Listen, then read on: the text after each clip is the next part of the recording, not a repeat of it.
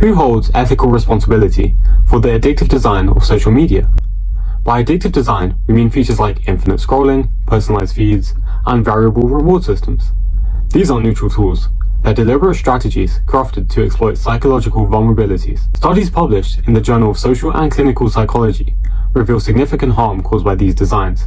Mental health issues, sleep disruption, and reduced productivity, especially in teenagers. Social media platforms are meticulously engineered to manipulate behavior and maximize engagement. Infinite scrolling, for instance, removes natural stopping cues, creating a seamless loop that traps users in prolonged use. Variable reward systems mimic gambling. Unpredictable notifications trigger dopamine-driven feedback loops, reinforcing compulsive behaviors. Social validation, through likes, comments, and shares, further exploits the human need for acceptance and approval. Whistleblower Frances Hogan revealed that Facebook prioritized user engagement over well-being, despite knowing the harm caused. Exploiting psychological vulnerabilities for profit is fundamentally unethical. Kantian ethics teach us that individuals must be treated as an end in themselves, not as a means to an end. Social media companies violate this principle by reducing users to tools for financial gain. Platforms designed to foster addiction directly harm mental health, particularly in vulnerable groups like teenagers.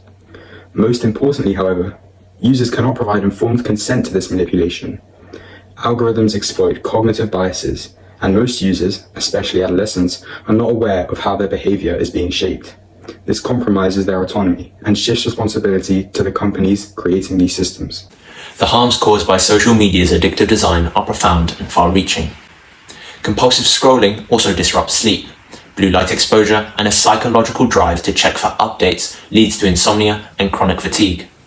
Research conducted by Harvard Medical School found that disrupted sleep patterns negatively impact overall health and cognitive function. Some argue that users should take responsibility for their own social media habits. While personal responsibility is important, it is unreasonable to expect individuals, especially teenagers, to resist platforms intentionally designed to exploit their weaknesses.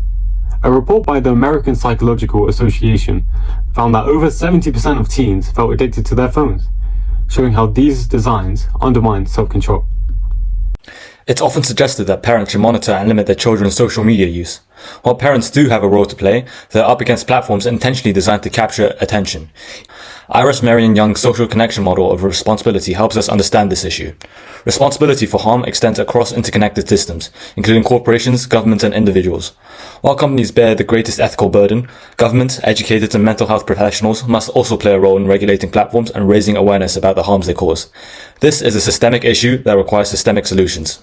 To address these ethical issues, several changes must be made. First, transparency is essential. Social media companies must disclose how their algorithms work and the risks they pose.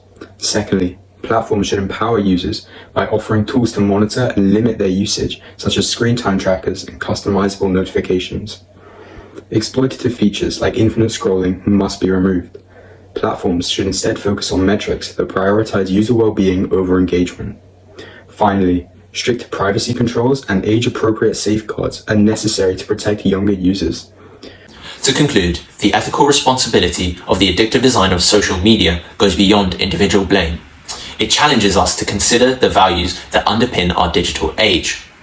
Social media companies do exploit vulnerabilities that undermine autonomy and well-being, violating central ethical principles like Kant's imperative to respect an individual as ends in themselves. While responsibility can be shared among users, parents, and society, social media companies bear the greatest ethical responsibility.